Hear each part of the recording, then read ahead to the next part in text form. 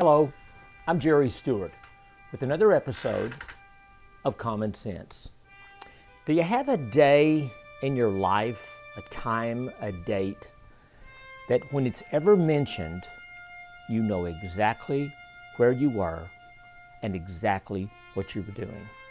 For some people who were old enough to remember, December 7th, 1941, the bombing of Pearl Harbor.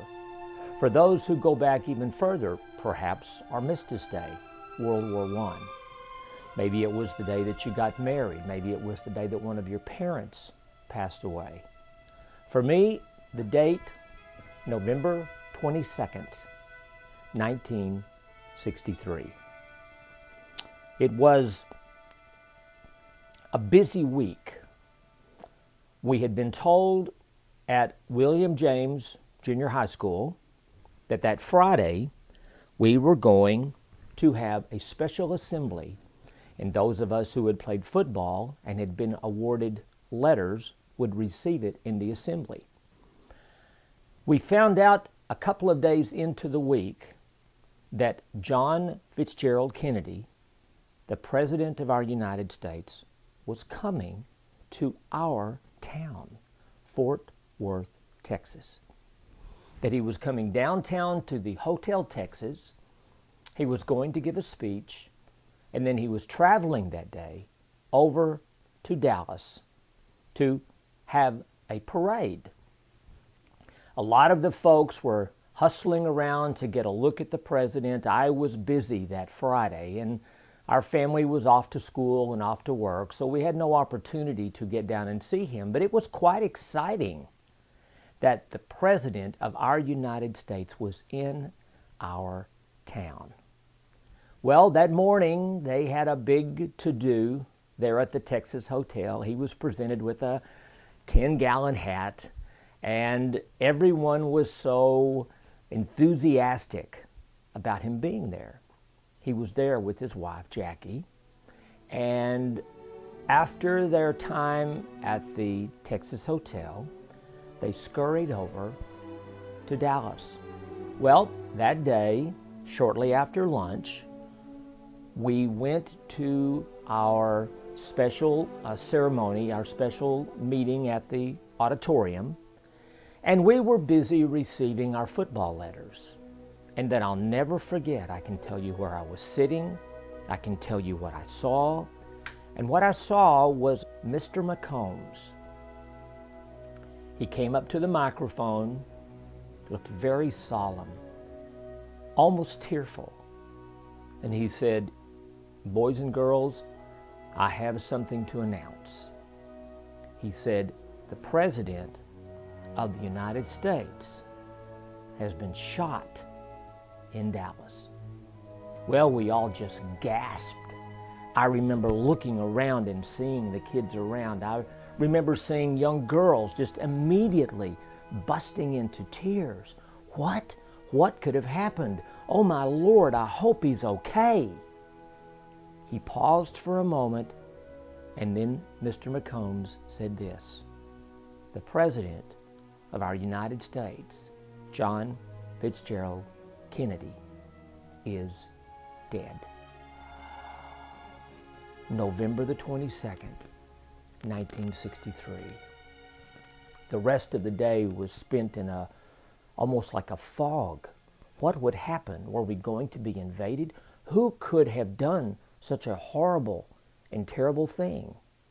And then later that day, we began to get the pieces that in the middle of the parade in downtown Dallas, when the President and his motorcade came across this beautiful weather, even though he had been warned that, well, something dramatically bad could happen to him. There were death threats, which nobody really knew. Perhaps it's normal that presidents get death threats. I don't know. They had a bulletproof glass bubble that went on top the limousine that he and Jackie were in. But because the day was so beautiful and the crowd was so pressing, John Kennedy wanted to get to the people. They took the bubble off.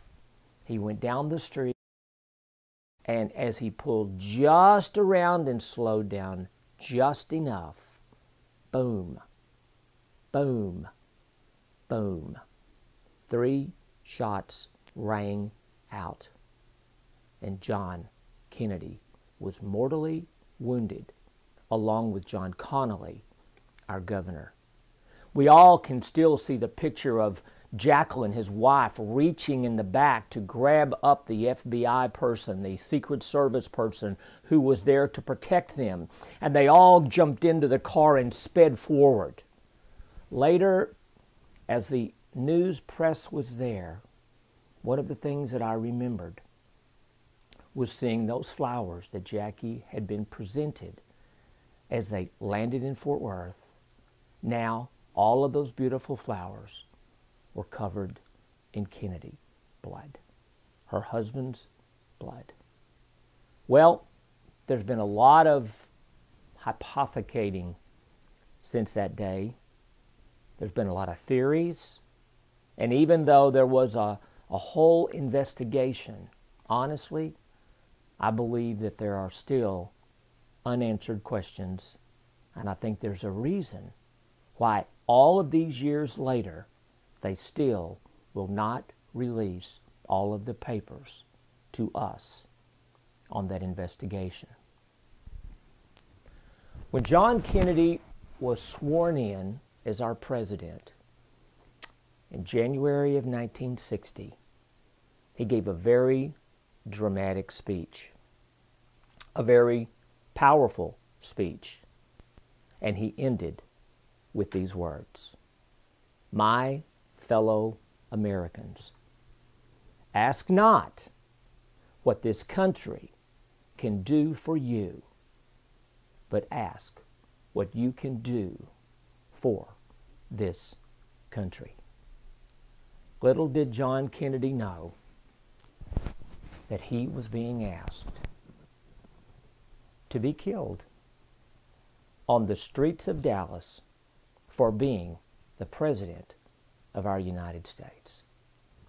We live in a time today when many people, many people, perhaps you're one, who are saying, what can this country, America, do for me?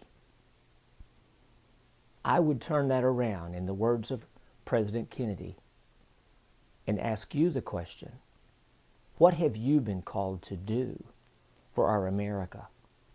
What has God called you to do for our America? In what way should you be standing and you're not standing? In what way should you be speaking and you're not speaking? In what way should you be acting and you're not acting? Ask not what your country, ask not what your God can do for you, but ask what you can do for your country. I challenge each of you to let those words pierce into your heart. I would also be very interested to know where you were November 22nd, 1963. Please reply. Please subscribe. But more than anything, please do not forget. The biggest mistake that anyone can make in our America is to think that they can, because they can only do a little, they do nothing. Are you doing nothing? I'm Jerry Stewart. See you next time.